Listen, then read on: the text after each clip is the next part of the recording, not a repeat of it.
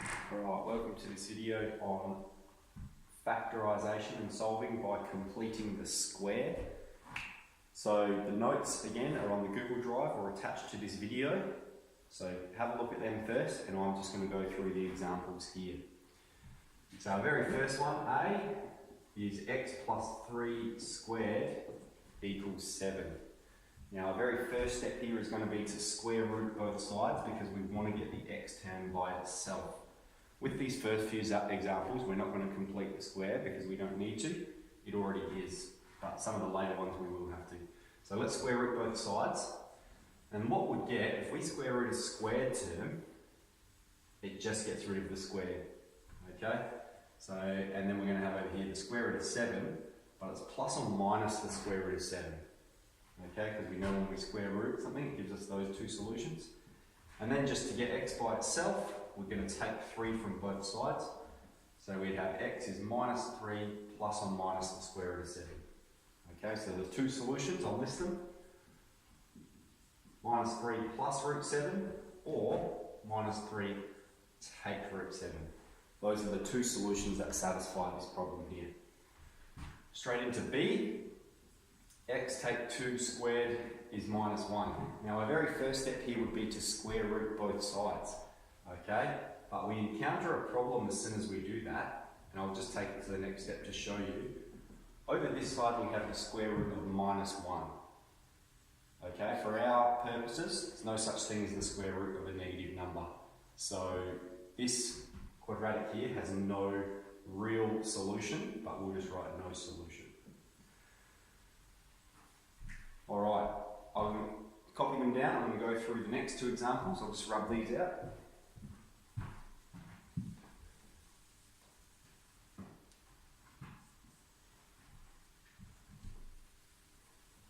Okay, so C is 2 times x take 3 squared equal to 9.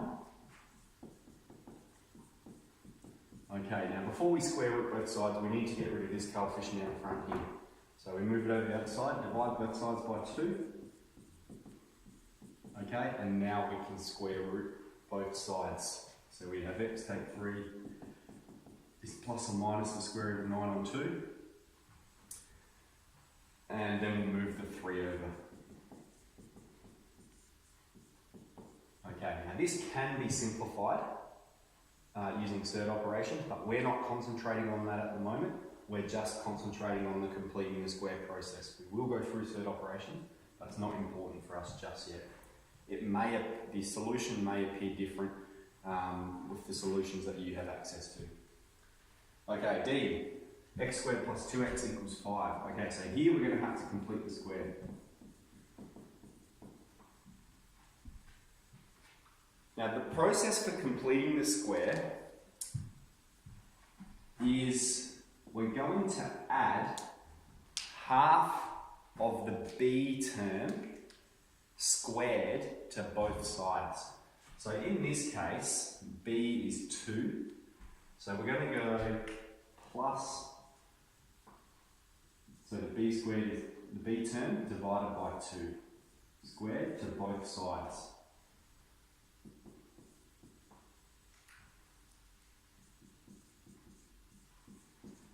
Okay, so we've successfully maintained the balance. We've done the same thing to both sides. And I'm just going to simplify this one a bit.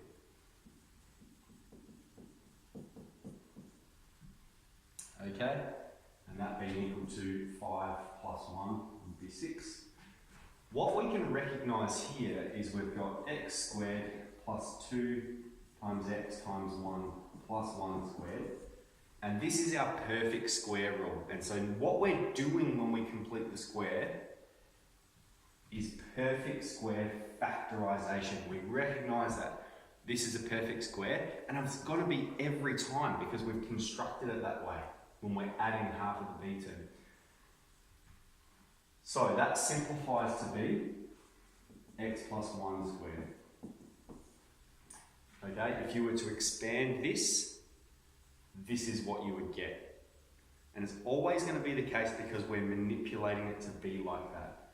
And then we just rinse and repeat that same process that we've learnt in the previous examples. We're going to square root both sides and then move the 1 over.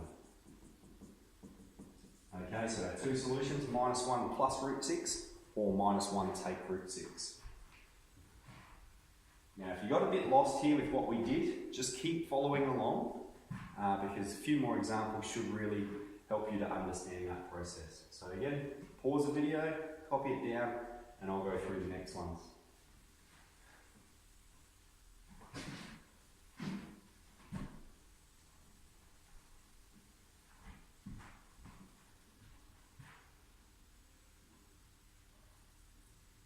Okay, E.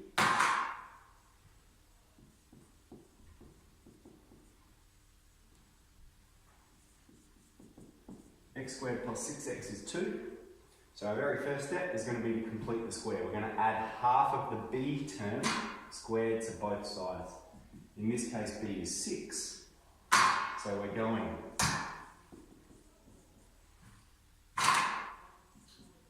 plus 6 on 2 squared is 2 plus 6 on 2 squared. So we're maintaining that balance.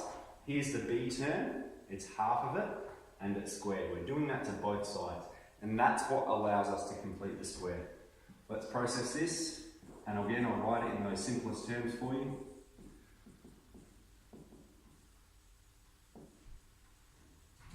Here, perfect square. So let's complete it. Let's factorise it. 2 plus 9 will be 11. And then that same process, rinse and repeat. Square root both sides. Move the 3 over. And there's our two solutions. Okay. F.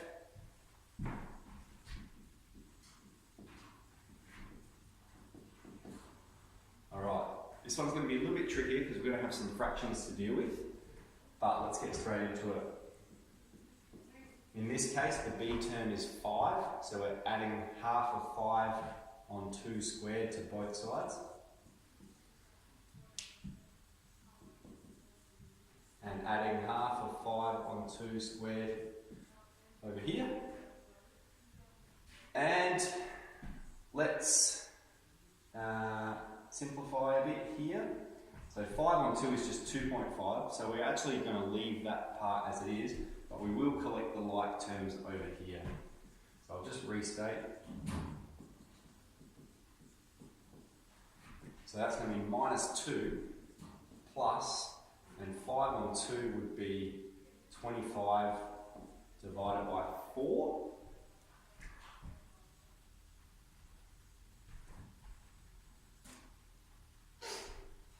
So let's simplify. Let's factorise this side. Now that it's a perfect square, so we'll have x plus 5 on 2 squared. That's how we've set it up. And here we'll have -2.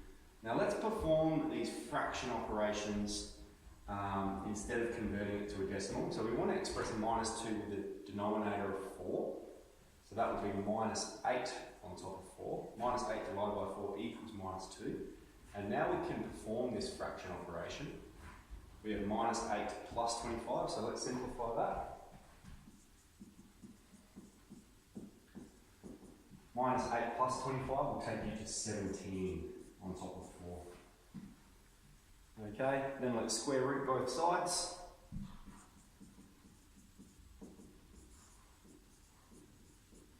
And move the 5 on 2 over.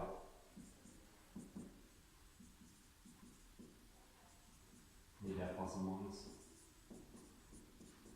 Okay, again, could simplify that third term, but we're not going to because we're not focusing on that process right now. So that one was a bit harder just because of the fraction operations, but the same process applies. Alright, pause, copy the notes down. We've got 2 more to go through here.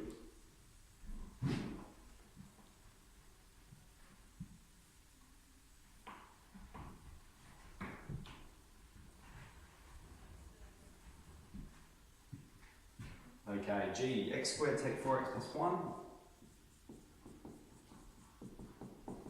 Alright, let's get rid of this constant term first. Let's move it over the other side. X squared take 4x equals minus 1. And now we can add half of b squared to both sides.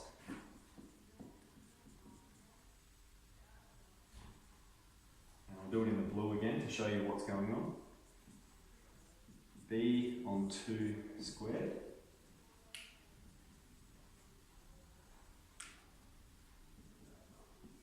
B on 2 squared. And now let's simplify these ones. Now in this case b is technically minus 4, so I'll just keep the negative there, but because we're squaring it, it's not going to have an effect. It's only when we factorise this perfect square here that because this is a negative, the perfect square will have a negative. So we have take 2 here, and that's going to, plus 2 squared here, and that's going to simplify to be x take 2 squared. And then over here, minus 1 plus the 2 squared. So we have x take 1, x take 2 squared is minus 1 plus 4, so 3. Then we can square root both sides. Plus and minus root 3. Move the 2 over. And there are our two solutions, 2 plus root 3 and 2 take away root 3. Okay, very last one, I'm going to rub this one out and we'll go through the last one here together. It's going to be a bit more complex. So let's have a look at it. 3x squared plus 6x equals 4. Okay, now whenever we're going to complete the square, we're not allowed to have a coefficient in front of the x squared term. It has to be 1. So we're going to pull that 3 out the front to begin with. So I'd have 3x squared plus 2x is 4. And then we've got to move it over the other side straight away before we can even complete that square or think about doing it. So we have x squared plus 2x is 4 on top of 3. And now we can do that process that we've learned. We add half of the b term squared to both sides.